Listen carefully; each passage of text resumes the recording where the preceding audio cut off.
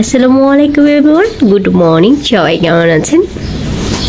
আলহামদুলিল্লাহ আমরা সবাই ভালো আছি। আজকে সকাল সকালে ভিডিও স্টার্ট করতে পারিনি, অনেক দেরি হলো বলতে সব কাজ শেষ করেছি আজকে। এই যে উনি পিছনে পিছনে আমি দৌড়াচ্ছি, বাট উনিকে আমি উঠাইতেই পাচ্ছি না, উনি উঠবেই না আজকে। তো কখন উঠবে, কখন মানে নাস্তা করবে বুঝতে পারছি না, এই হয়ে যাবে। তো আই হোপ সবাই ভালো আছেন আল্লাহর রহমতে। আজকে বাহিরটা কিন্তু অনেক সুন্দর, স্নিগ্ধ একদম। শীতের রোদ্রের কথা তো বলাই যাবে না, মাশাআল্লাহ অনেক বেশি সুন্দর। সূর্যি মামা উঁকি দিচ্ছে, তার মধ্যে পাখির কিচিমিচি, তার মধ্যে হালকা পাতলা বাতাস। কি যে সুন্দর, তাই না? এই যে সূর্য মামা দেখা যাচ্ছে না, অনেক সুন্দর। তো আমি সকালবেলা সব করে ফেলেছি, এখন আমি নুজাইফাকে নাস্তাটা করে দিব। সকালে সব করে ফেলছি বলতে সবকিছুই আছে কম বেশি। এখন জাস্ট আমি শুধু কিছু চিংড়ি দিয়ে ফুলকপি ভাজি করেছি, সিম আর চিংড়ি দিয়ে ফুলকপি একটা ভাজি করেছি, আর রুটি ভেজেছিলাম। তো রুটিটা আমি নুজাইফাকে এখন খাওয়াই দিব। আর আমার বাবাকে ডিম ভুনা করে দিয়েছি। এই তো ওদের খাবার। আজকে লাঞ্চের জন্য তেমন কিছু করা হয়নি আমার। তো লাঞ্চের জন্য করি না, কারণ খাবার আছেই কম বেশি, লাউ তরকারি আছে।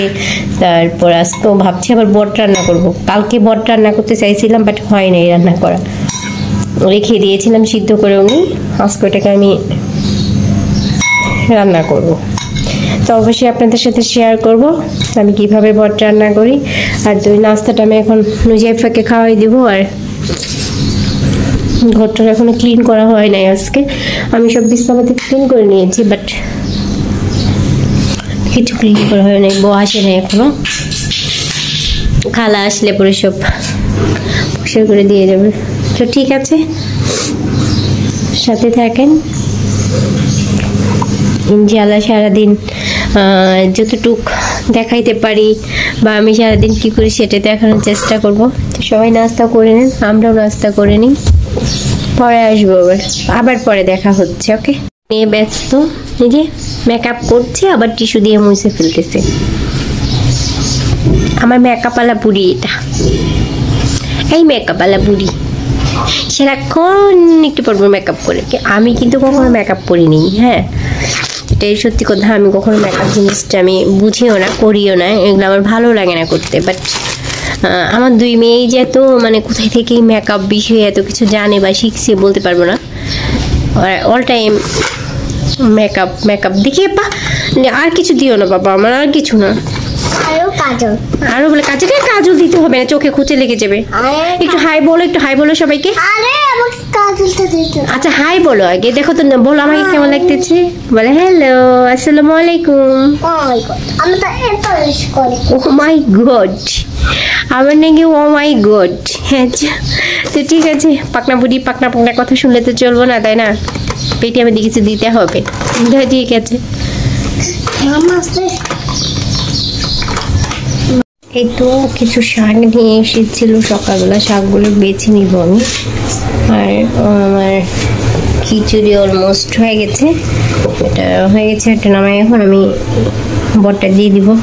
আর মাছটা ধুয়ে রাখবো, এটা এমনি রেখে দিচ্ছিলাম, সেদিন সময় পাইনি, তার জন্য কাজগুলো করে রাখি। আর পরশুদিন তো আসলে ডক্টরের কাছে যেতে পারছিলাম না, যাওয়া হয়নি। তো আজকে আমার আবার ডক্টরের কাছে অ্যাপয়েন্টমেন্ট আছে সন্ধ্যাবেলায়। আজকে আবার তাড়াতাড়ি আছে। তো আব্বু তো কখন আসবে জানি না, আমার যেতে হবে। এগুলো ধুয়ে দিয়েছিলাম, এগুলো শুকিয়ে গেছে, এগুলো এখন দিয়ে রেখে দিব।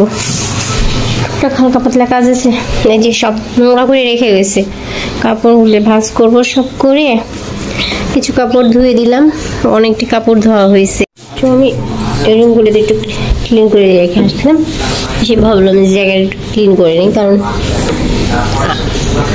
একদিন খালি মানে শুধু মনে হয় আগামীকাল মোছা হয়নি, মাঝে একদিন, তাই অবস্থা খারাপ একদম। ঘর ঝাড়ু দেওয়ার সময় ময়লা ঢুকে তো অবস্থা পুরো একদম খারাপ হয়ে গেছে। তো একটু ক্লিন করে নিলাম, একটু ক্লিন করে আমার কাজ শেষ হবে, মানে একটু শান্তি লাগবে যে না একটা তো পরিষ্কার আছে।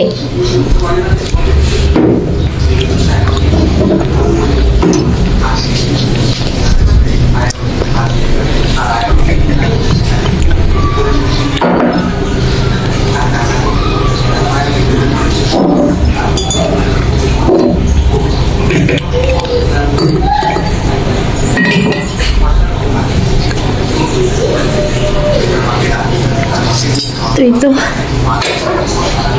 সব পরিষ্কার হয়ে গেছে অলরেডি, ক্লিন করে ফেলছি জায়গাটা। তো অনেকক্ষণ পরে আবার চলে আসলাম একদম। ওই স্কুল থেকে আসছি, আমাকে নাস্তা দিয়েছি, নাস্তা করার জন্য নাস্তা তো দিয়েছি, রুটি দিয়েছি, তারপরে ডিম ভাজি, ফুলকপি দিয়ে যে চিংড়ি ভাজি করেছি ওইটা দিয়ে দিয়েছি।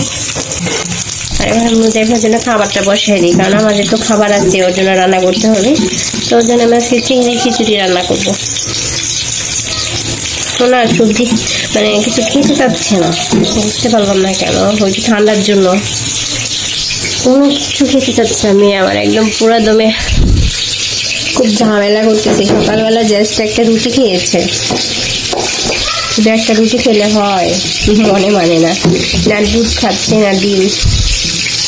তো দেখি রান্নাটা বসাই দিয়ে ওর জন্য আমি ওকে ডিমটা খাওয়াই দিব। এখানে পেঁয়াজ দিয়ে দিয়েছি আর একটু মশলা দিয়ে দিলাম, মানে বাটা মশলা।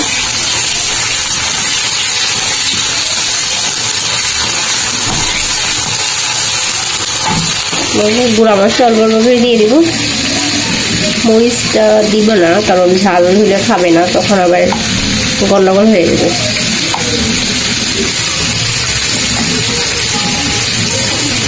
কাঁচামরিচ দিব এর ভিতরে একটু, তাহলেই হবে। তো মশলাটা ভালো করে কষাই নিব, নিয়ে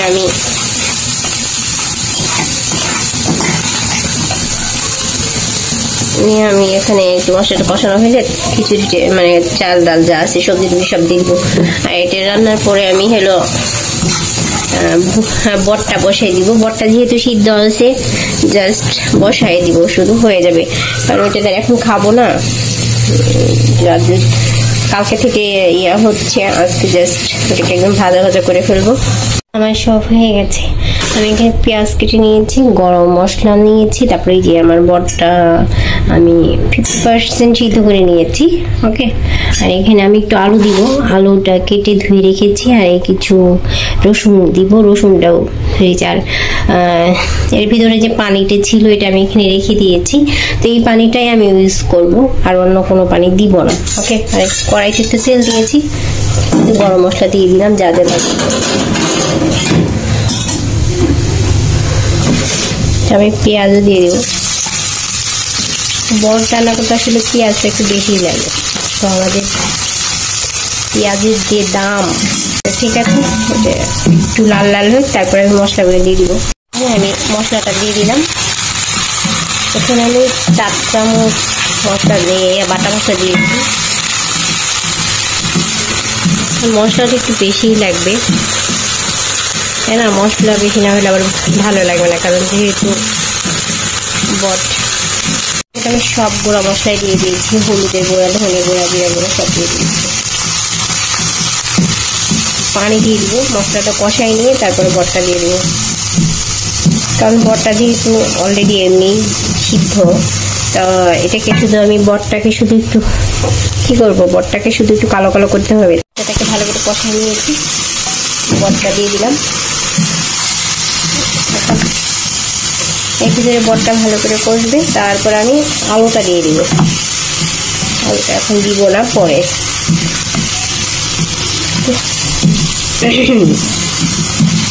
জানি না অনেক বেশি ঝাল হবে কিনা, মনে হয় মরিচ একটু বেশি দিয়ে দিলাম, ঝাল না হইলে আবার ভালো লাগে, আমার একটু ঝাল অলরেডি হয়ে গেছে। এখন আমি এর ভিতরে আলুটা দিয়ে দিব, কারণ আলু আর রসুনটা আমি দিয়ে দিয়েছি।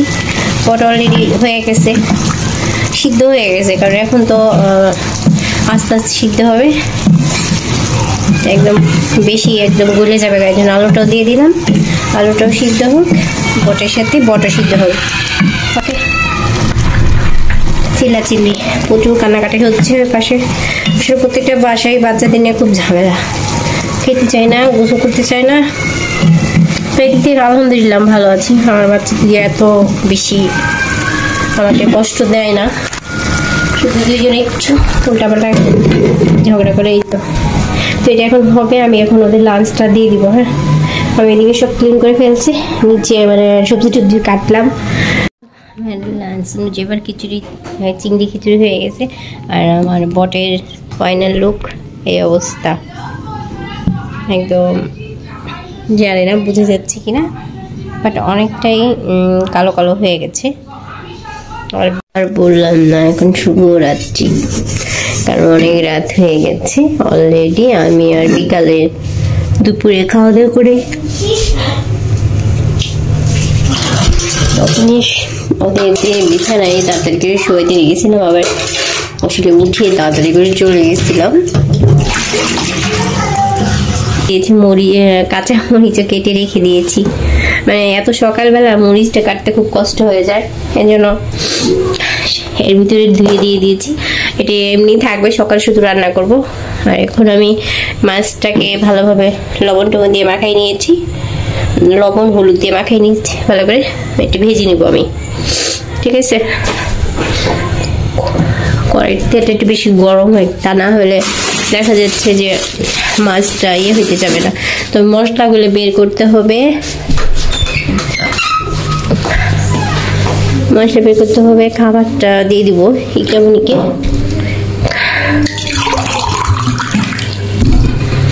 খাবার সেখানে সবাই ভালো থাকেন, সুস্থ থাকেন। আগামীকাল নতুন আরেকটা ভিডিও ইনশাল্লাহ আবার দেখা হবে। সবাইকে গুড নাইট।